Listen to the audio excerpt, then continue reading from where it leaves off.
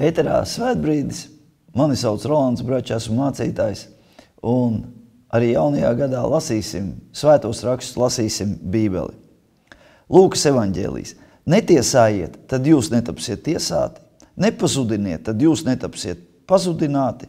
Piedodiet, tad jums taps piedots. Dodiet, tad jums taps dots.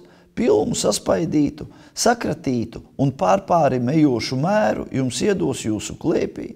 Jo ar to mēru, ar ko jūs mērojat, jums atmēros.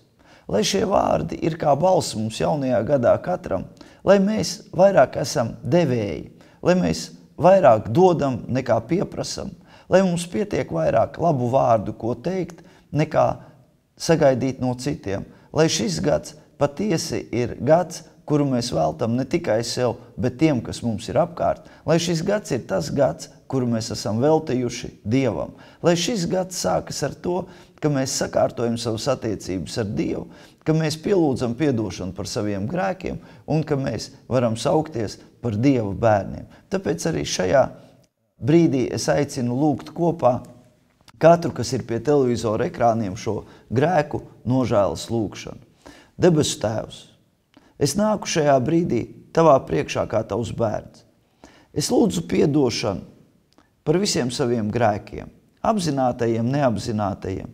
Un šajā pat mirklī es pieņemu tavu dēlu, Jēzu Kristu, par savu pestītāju.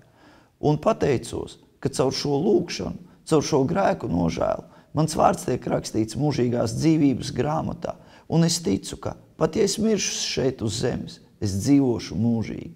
Jēzus Kristus vārdā. Āmen. Nu ko? Rīt būs atkal jauna diena.